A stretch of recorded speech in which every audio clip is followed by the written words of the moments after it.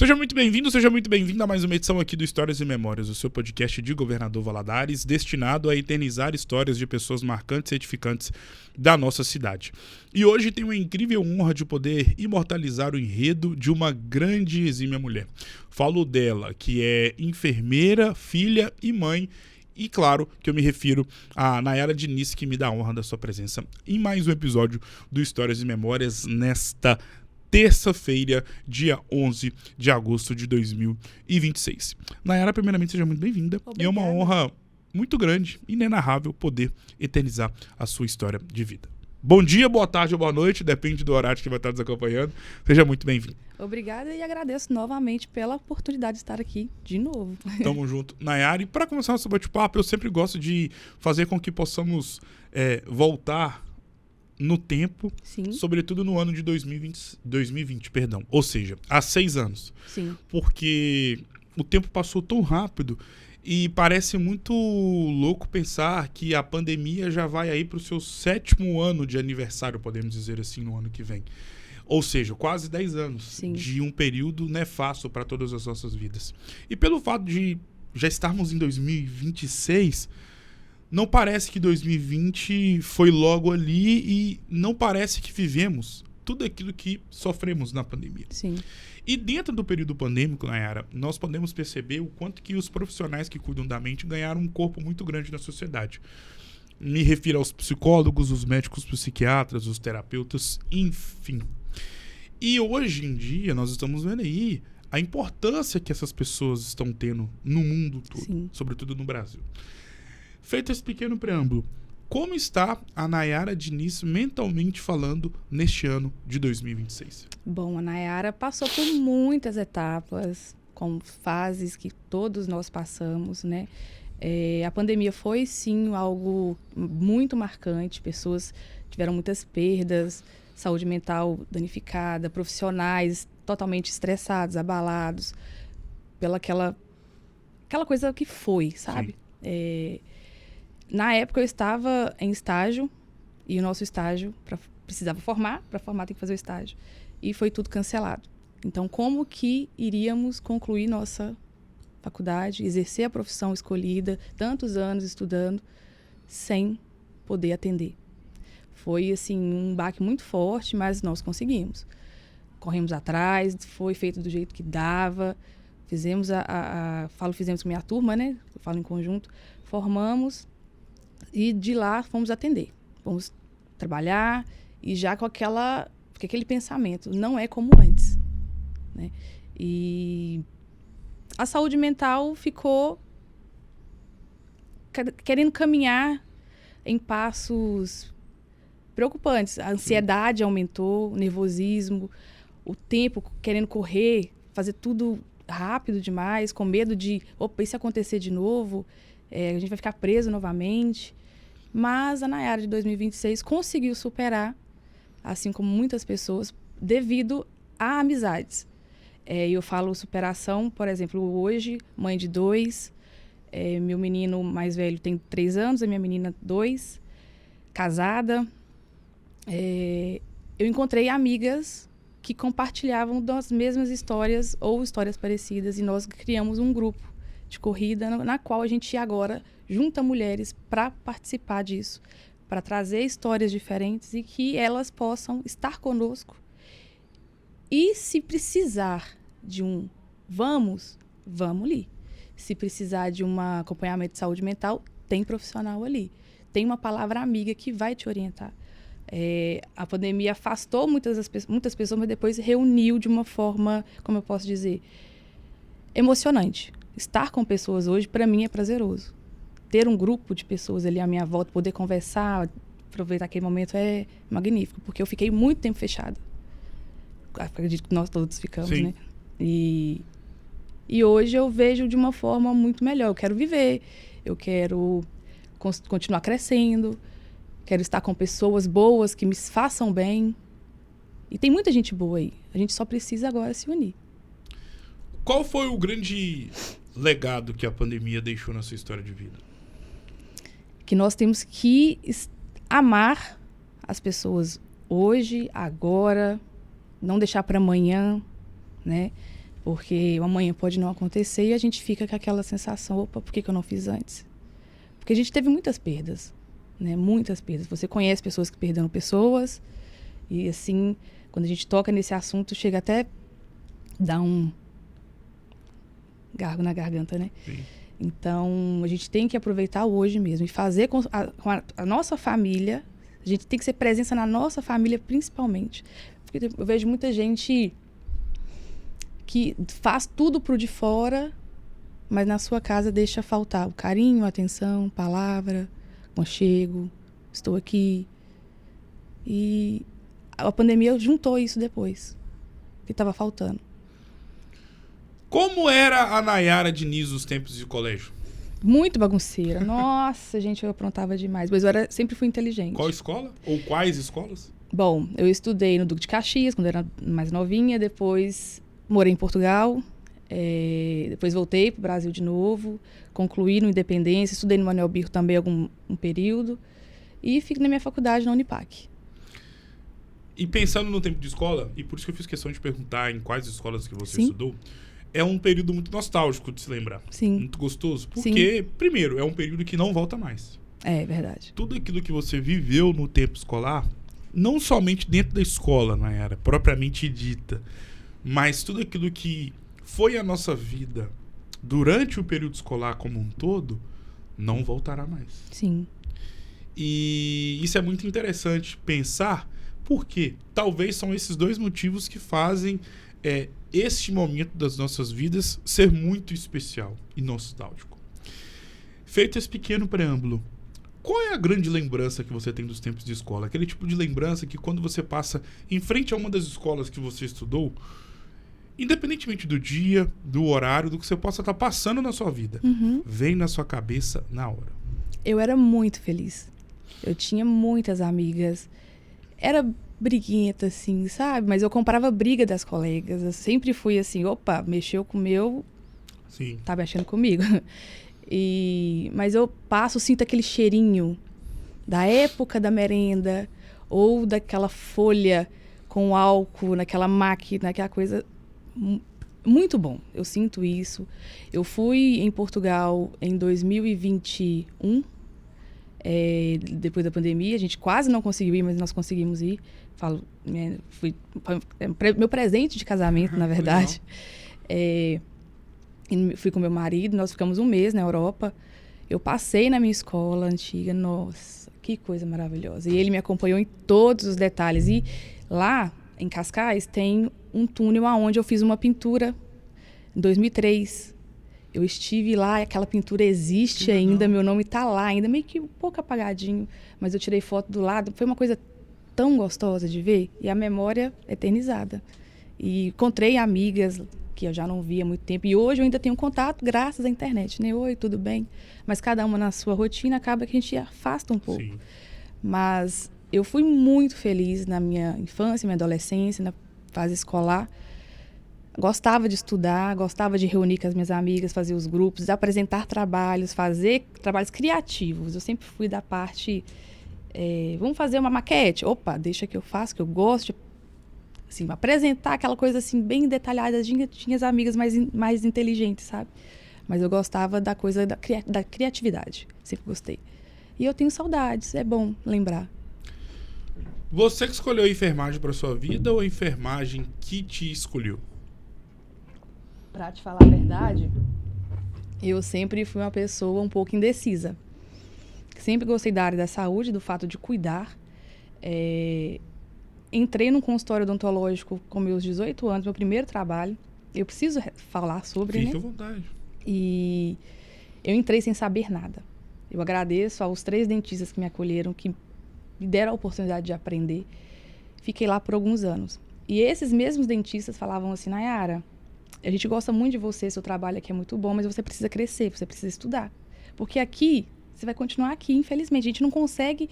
Aqui não é uma empresa grande que você vai gerenciar, você vai crescer, né? Aqui ou é você auxiliar de dentista ou você é dentista. E isso pesou um pouquinho, o tempo foi passando, eu falei, então vou estudar. Eu entrei na segurança do trabalho. Concluí, fiz o curso, atuei na área, fiz estágio na Vale, depois uma terceirizada da Vale. mas não estava tão satisfeita. E aí uma amiga falou assim, Nai, eu tô precisando estudar. Vamos comigo? Eu falei, o que você quer fazer? Eu quero continuar meu curso de enfermagem. Eu falei, enfermagem? Eu nunca tinha pensado em enfermagem. Então tá, vamos. Essa amiga me puxou e eu, lógico, fiz com que ela também concluísse, porque ela tinha feito, acho que só o primeiro período. Foi uma faculdade maravilhosa. Lá eu conheci outras pessoas que estão na minha vida até hoje. E eu me encontrei. Atuei, depois de formada, 3 anos no posto de saúde. Gosto, sinto falta. Quando eu passo perto, ou quando alguém me lembra de mim, fala, Nayara, eu lembro de você, lembro de você me atender, você fez isso e aquilo, é muito gratificante. Penso em voltar daqui uns anos, né? Hoje eu estou exclusivamente na área de perfuração humanizada, na qual eu conheci através da enfermagem também. Sim. Eu vi que a enfermagem não é só hospital ou só posto de saúde, você pode empreender na área da enfermagem. Isso foi muito bom, na qual eu trabalho hoje e me dedico à minha família. Então, meus filhos precisam de mim e eu optei por trabalhar por conta própria, para poder ter uma agenda para eles. Poder levar para a escola, buscar. Passou mal, eu vou lá e pego. Vou passear hoje eu quero passear com os meus filhos, vou passear com eles. Então, eu tenho essa liberdade como mãe e como empreendedora. Sobre o tópico da enfermagem, é claro que, como você mesma deixou bem claro, hoje você se encontra já há algum tempo, melhor dizendo, em um nicho muito específico. Sim. Dentro dessa gama de opções que uma profissional da enfermagem pode estar inserida. Só que imagino eu que, e até voltando a algumas casas da nossa conversa, você ainda tem contato, seja com colegas mesmo, ou com simples colegas de profissão, que atuam em hospitais, que atuam em clínicas. E para quem está do lado de fora da enfermagem, Nayara, ficou muito perceptível que se tem um profissional que ganhou uma relevância abundante, sobretudo na pandemia, foram vocês, profissionais da enfermagem. E até pegando a sua opinião como uma enfermeira formada de fato, tirando um pouco do furo humanizado, a que se deve, na sua visão, o fato, ou o que aconteceu, na sua opinião, para que vocês, enfermeiros, pudessem ter sido mais valorizados, ficaram mais valorizados, sobretudo no período da pandemia?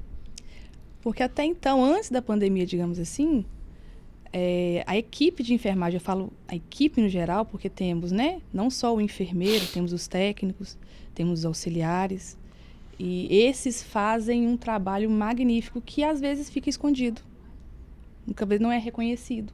Então, durante a pandemia, esse trabalho foi visto, ele foi necessário.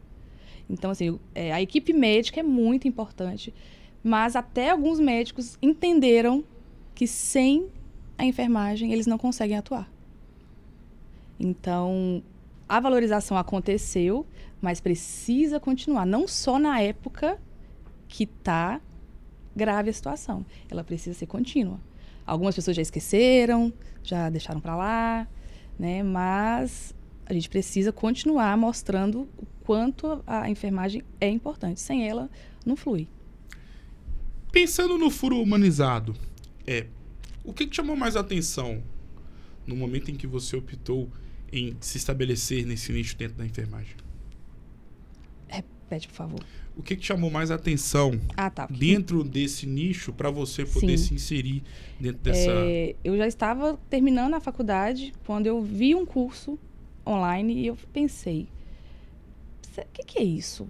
Que coisa diferente, porque até então você vai em qualquer lugar, uma farmácia, você fura, tem locais, né, específicos para furar a orelha, mas por que a enfermagem pegou isso, não pegou, né, aprimorou isso dessa forma? Aí eu fui pesquisar mais, fiquei encantada com o método de tratamento, porque não é você chegar e falar assim, ó, vira aí, furar sua orelha, tchau, vai embora, não. Tem todo um pré, um pós e um cuidado nisso tudo. A enfermagem é cuidar. Então, quando a pessoa me procura, principalmente a mãe que ganhou uma bebezinha, que quer colocar um brinquinho. Ai, Nay, eu quero colocar um brinquinho agora. Pode? Eu falei, vamos esperar um pouquinho? Eu tenho um cuidado de falar com essa mãe que o brinco, ele é lindo, ele é estético, então a saúde vem em primeiro lugar. Tem momentos que não é adequado colocar. E a gente tem que saber falar isso porque quer ganhar dinheiro, não. Sim. Mas porque você quer preservar aquela saúde e integridade daquela criança. Então, me chamou a atenção pela forma de se fazer, que foi diferente, é diferente. Quem vê meu trabalho entende do que eu estou falando. E pela facilidade de libertação para eu poder executar outras coisas na minha vida. Eu poder ter tempo para os meus filhos, porque se eu trabalhasse no hospital ou no posto de saúde, infelizmente, a gente fica preso o dia inteiro e acaba perdendo coisas maravilhosas do crescimento da sua filha, por exemplo. Eu vi meus filhos andarem, os primeiros passinhos, eu desfraudei, eu escutei as mesmas palavrinhas, o que levo no médico, no dentista, enfim, tenho esse tempo. Então, ao eu focar no furo humanizado, eu vi que eu poderia ter uma qualidade maior de vida. Ah, mas o financeiro ajuda, é bom. Se você não trabalhar, você não faz. Claro. Então, quem empreende tem esse medo, né? Que não está garantido todos os meses. Mas será que o dinheiro sempre é importante mesmo? Será que o que eu faço já paga as minhas necessidades básicas, o meu lazer? Será que eu preciso ter tanto dinheiro assim para ser feliz? Hoje não. Eu vejo que é bom o dinheiro sim, te dá qualidade, mas se você tiver o dinheiro não tiver saúde mental principalmente e disposta, você não consegue fazer muita coisa. Então, eu preferi ter essa autonomia, essa é a palavra. Então, eu vi que no Furo Humanizado eu poderia ter isso. Como você mesma disse, em farmácia tem o mesmo trabalho em que você exerce dentro do seu espaço. O mesmo não, parecido. Parecido, mas que crianças podem ir. Podem. Juntamente com seus pais, Sim. claro. E justamente por ser algo já comum de se pensar de um pai levar a criança, o seu filho, em uma farmácia para poder fazer o primeiro furo. Como captar essas pessoas que já estão acostumadas a ir no modo mais convencional na farmácia para ir num espaço totalmente voltado apenas para esse tipo de trabalho? Agora está sendo indicação. Uma pessoa que fez já indica para outra, olha, eu fiz, realmente foi muito diferente. Ou até aquela própria pessoa que foi, não teve um resultado satisfatório, precisou corrigir e procurou saber como que faz. Eu já tive casos de clientes que levaram a filha, né, na farmácia. Não estou falando que são todas, tem farmácias que são muito boas, tá? Não, tem casos e casos. Claro. E aí fizeram a perfuração na bebê, ficou de forma incorreta, ela chorou muito, porque é feito numa pistola. É um método que eu posso dizer arcaico, né? Hoje já tem métodos melhores, mais avançados, mais tranquilos para não ser traumático. E aí ela foi, levou a segunda vez. Na terceira ela falou, não vou ter coragem de fazer. E aí me procurou e a minha orientação para ela foi assim, vamos esperar. Você já fez 3 perfurações nessa orelhinha dela? A orelhinha tá inchada. Por que eu agora vou falar assim, vou pegar e fazer? Não dá tempo ao tempo. Então, você tem que saber trabalhar. Não é só porque eu quero ganhar dinheiro que eu vou furar a orelha à torta e à direita, digamos assim. Eu oriento muito. Então, tem mães que esperam, seguem a minha orientação. Porque sem orientação, realmente, você faz de qualquer jeito. Aí depois fica arrependido, né? Então, o meu método de trabalho é diferenciado. Eu oriento, explico a situação. Dá para ser feito assim? Não dá. E na farmácia, infelizmente, não tem esse tempo. Eles atendem pela quantidade. Eu falo que é a quantidade que eles fazem o atendimento deles. O meu é qualidade. Eu tenho um tempo X, eu respeito, a criança está chorando, eu espero. Vamos trocá-la, vamos dar mamar, vamos fazer dormir. Tem todo um processo. Não é só chegar e furar, né? E muitas farmácias, infelizmente, fazem isso, mas agora está reduzido. Algumas investiram, estão pegando materiais melhores, né? Então, está sendo por aí. Sobre o seu trabalho e pensando naquilo que você faz dia após dia. Você é mãe, e quem é que nunca conviveu com uma criança pequena? Sabemos que quando o menino vai com a cara, ele vai. Quando ele não vai, ele não vai. Não adianta queimar. E essa parte, imagino eu, que faz parte da sua estratégia para poder obter a criança para si, no sentido de fazer com que ela possa se sentir segura e leve, para poder até mesmo no inconsciente dela confiar no seu trabalho. Quais são as estratégias que você utiliza para justamente não ter esse tipo de obstáculo na hora de intervir em uma pessoa? Primeiro é olhar a faixa etária daquela criança. Se for um bebê de meses, 2, 3, 4 meses, é uma bebê que ela vai interter com barulhinhos, com musiquinhas, né? Com o colo da mãe, às vezes está mamando. Então, é mais fácil de nós trabalhar, porque o neurológico dela ainda não está tão focado em conhecer aquela pessoa, em estranhar, digamos assim. Quando já tem 1 aninho, 2, realmente você tem que ter muito cuidado. Você não pode chegar pegando uma criança. Quando elas vão no meu consultório, principalmente, lá é tudo colorido, brinquedo, boneca. Elas já chegam, olham, é um castelo. Então, já faz uma fantasia. E eu sempre falo pra mãe, já vai conversando com ela. Olha, você tá indo no castelinho e tal. Mostra vídeo. Quando chega lá, primeiro ponto, nada de roupa branca. Nada de roupa branca. Sempre colorido, um pompom, coisa rosa, enfim. E eu deixo ela chegar e ela se adaptar ao local. E converso com a mãe, com uma palavra ou outra com ela. Ela própria vai chegando, ô tia, que isso? Aí eu, olha, vamos fazer isso aqui? Olha que legal esse brinquedo. Então, eu ganho primeiro a confiança da criança. A bebê é mais diferente, né? Tem aquela questão só da janela, se ela já dormiu bem, ou se ela está no solo de desenvolvimento. Mas, assim, a criança de 1 ano para mais, a gente tem que ter um cuidado melhor. E, graças a Deus, eu tenho um sucesso muito grande com essas crianças. A ponto de precisar de trocar de brinco, só vai lá no consultório. Não deixa ninguém trocar. Já escutei casos, Nayara, eu tenho que ir aí trocar o brinco da minha filha, porque ela só fala que só quer ir na tia do brinco, na médica do brinco. Eu falei assim, traz ela aqui. Então, ninguém mais mexe. O quão importante é a higiene para esse tipo de trabalho?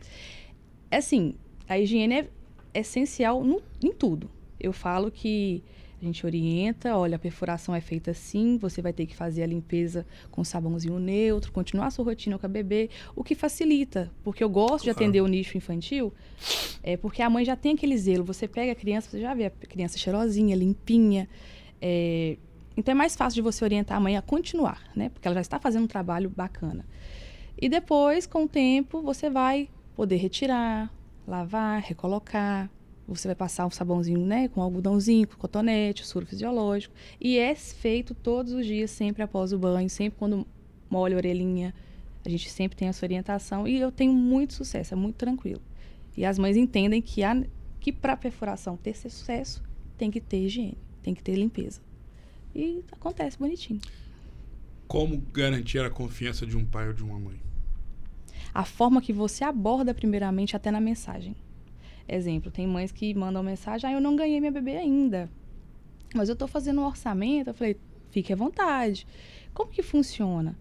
Eu tenho mensagens automáticas e quando eu vejo que a mãe realmente precisa de uma informação além daquela que eu mencionei automaticamente ali, eu paro o que eu estou fazendo e respondo. Olha, você quer ver vídeo? Você quer ver isso aqui?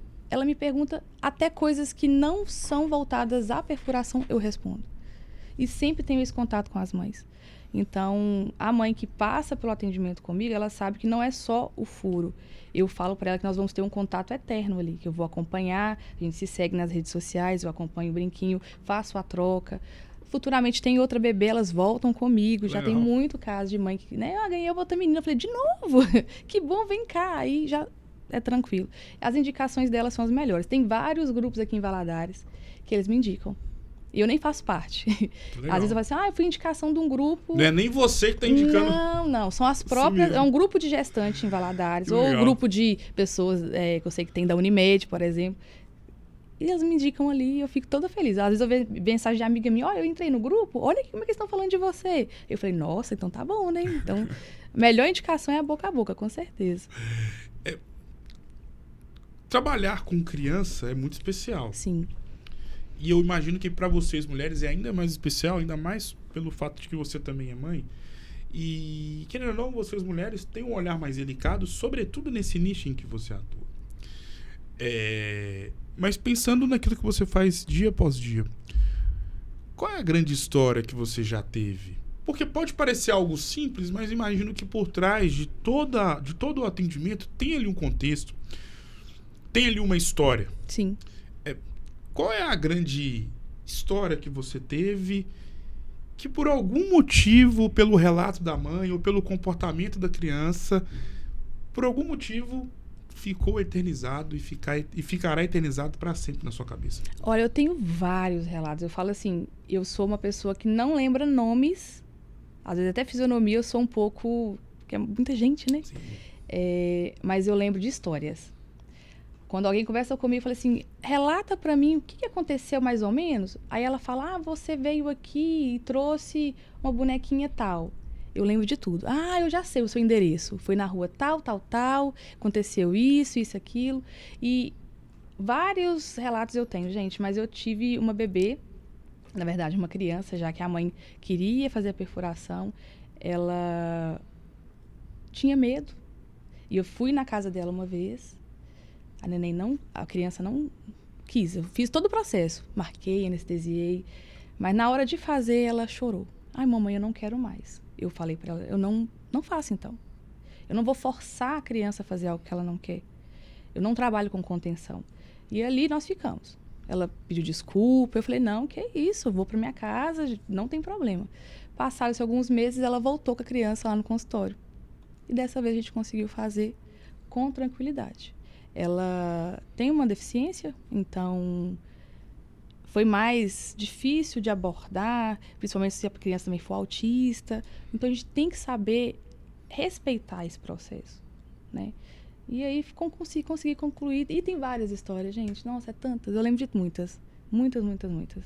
Mãe que não conseguiu amamentar e eu tava lá na hora. Eu tô com dificuldade, a mãe chorando. Posso tentar te ajudar?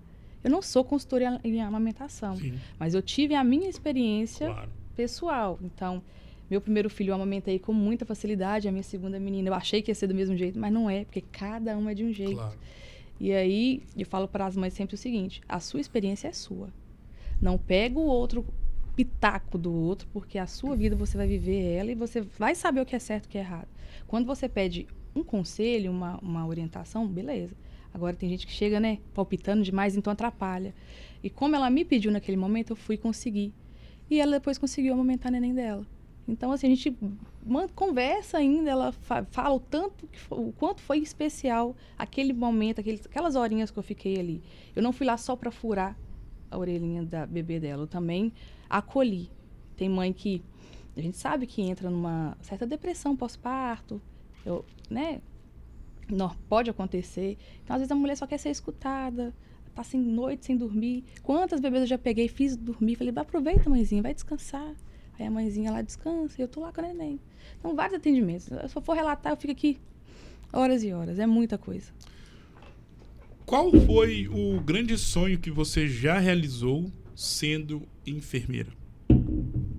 Ter essa liberdade na minha casa com os meus filhos. Igual eu te falei, se eu fosse enfermeira tradicional somente de um hospital, eu teria que trabalhar provavelmente em 2 plantões, dobrar plantão, como é a vida muito corrida, né, do profissional da enfermagem. E eu optei por ficar mais tranquila e ter o meu tempo. Eu consigo levar meus filhos na creche, eu consigo treinar, cuidar da minha saúde, porque não adianta eu também cuidar do outro se eu não cuido de mim. Então, eu me priorizei. E a partir do momento que eu entendi que eu precisava cuidar de mim, as coisas fluíram melhor. Então, para mim, hoje, na área da enfermagem, essa que eu tô é a melhor. Qual é o grande sonho que você almeja realizar sendo quem você é profissionalmente? Bom, sonhos a gente tem vários, né? Cada hora a gente pensa num sonho diferente, mas assim, a minha vida tá tão boa, graças a Deus. Minha família, né, estabilizada, mas eu preciso expandir mais. Eu penso em, assim como me procuram para curso, ofertar curso, mas de forma diferente. Eu não quero só fazer um vídeo e jogar na internet. Você vai lá e compra e faz. Não, eu quero pegar junto, quero estar ali, fazer um curso presencial, mas não é só de 1 hora, 2, não. Estar com a pessoa, sabe? Acompanhá-la e fazer essa pessoa crescer, assim como eu tive um crescimento. Porque você crescer com ajuda é muito mais fácil. Porque eu passei por muito perrengue. Muito. Então, ensinar os outros a não precisar passar por esses problemas é uma vontade grande que eu tenho. Falo que é um sonho, poder ampliar. O que é ser mãe para você? Ai, gente, Eu não queria ser. Eu, há bons anos atrás, eu falava que eu não queria ser mãe. Não falava, mas no fundo, tinha essa vontade, Sim. sabe? Mas eu falava que não, mas devido a traumas, né, de infância. E que foram curados hoje, né? E aí eu tive meu casal. Eu sempre falava que eu queria ter gêmeos para ser mais rápido, fazer tudo de uma vez. Não foi da vontade do Senhor, mas eu, depois de 9 meses que meu bebê tinha nascido, engravidei de novo, foi um susto. Mas super aceitado, a gente já amou. E ser mãe pra mim hoje, gente, é a melhor coisa da minha vida. Melhor coisa. Ai, eu quero te chorar. O quanto que ser mãe te transformou? Muito. Eu falo assim que só quem é mãe sabe como é difícil ser mãe, sabe? Ser mãe de verdade é difícil. É você abrir mão de muita coisa, você não conseguir dormir várias vezes, você sentir dor, mas fingir que não está sentindo. Então, eu choro, assim, de felicidade, porque eu passei por um processo e hoje eu não vejo a minha vida sem meus filhos. Faço de tudo por eles. Tento ser a melhor mãe do mundo. É óbvio que ninguém é a melhor do mundo, mas eu faço e farei tudo para eles. Tento dar uma instrução, educação e amor. Eu acho que eu amo tanto que eu fico até pegando demais, beijo demais. Eu falo que eu amo. Meu menino olha pra mim, ele já acostumou. Mamãe, isso é a minha vida. Escutar isso, cara, não tem preço. Então, minha menininha também acorda. Toda vez que eles acordam, olham pra mim, mamãe, eu te amo. Assim, esse carinho, eu não sabia o que era. Não sabia. Então, a gente percebe como é o amor. É diferente do filho, da mãe, com o pai, né? Do marido. Então, você gerar um ser e você educar e colocar nesse mundo que hoje não é fácil, que é o que a gente fica preocupado também, mas no fundo é a melhor coisa de Deus. É o presente mesmo, é muito, muito bom. E eu falava que não queria, hoje eu penso assim, meu Deus do céu, como que eu fui capaz? Ainda bem que o Senhor não me ouviu. Mas no fundo ele sabia o que estava esperando para mim, o que estava programado para mim, e hoje eu vivo a melhor fase. Pelos seus olhos dá para ver que o nascimento, melhor dizendo, dos seus filhos é a melhor e o capítulo mais esplendoroso da sua vida. E por que você tem a palavra capítulo? Porque a nossa vida é como se fosse um livro. Sim. Com páginas positivas e páginas negativas. E são assim todos os livros que já foram lançados por toda a eternidade. E o mais interessante é que todos nós temos capítulos bons e ruins. Capítulos contando histórias maravilhosas, capítulos contando histórias não tão bonitas assim. E como eu disse anteriormente, e acho que eu tenho razão, o nascimento dos seus filhos foi o capítulo, e é o capítulo mais importante da sua história de vida, positivamente falando. Mas em contrapartida, como eu citei também outrora, todo mundo tem um capítulo ruim, tem um capítulo triste. E é assim a vida de todos nós aqui na Terra. E sempre será. Feito esse pequeno preâmbulo, qual é o capítulo mais triste da sua história de vida e o que você fez ou está fazendo para poder arrancar as páginas que contém esse capítulo? Assim, capítulos tristes, a gente vive muitas coisas, né? Que a gente fala assim, ai, nossa, tal, mas a perda de pessoas importantes sempre vai abalar, sempre vai traumatizar. E por mais que a gente entenda que é a lei da vida, nós vivemos, nós crescemos, vivemos e nós iremos partir. A gente nunca está preparado para a perda, né?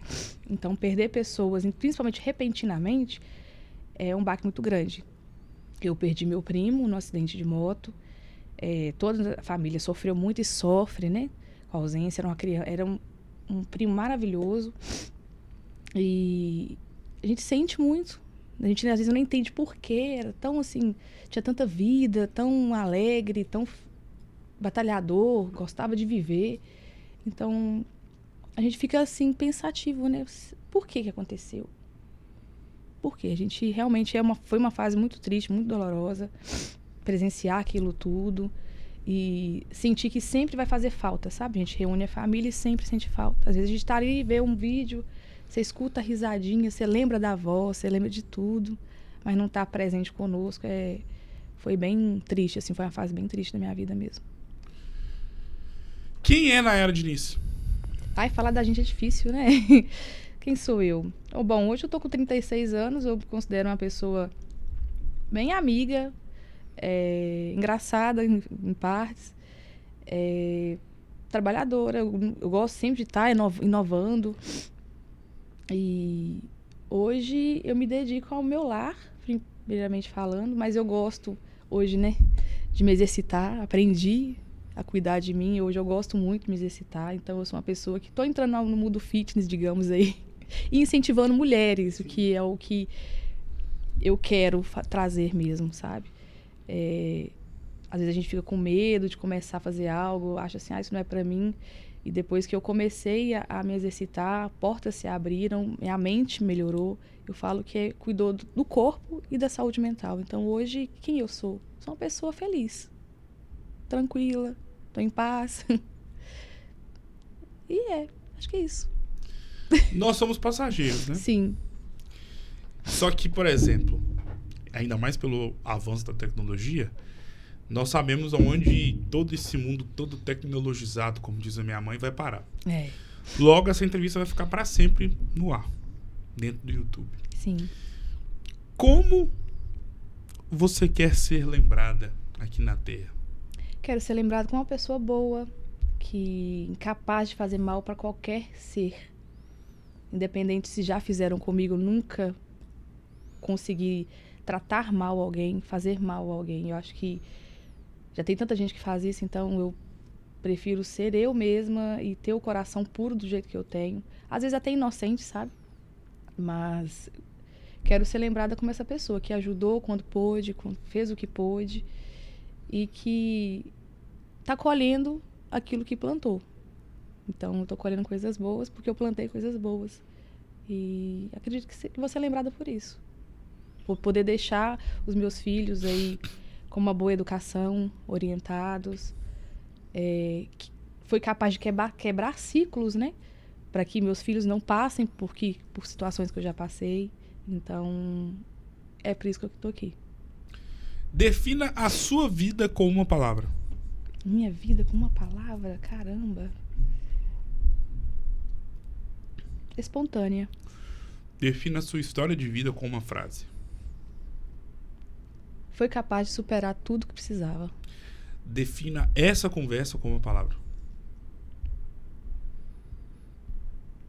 Bom, esse bate-volta comigo nunca foi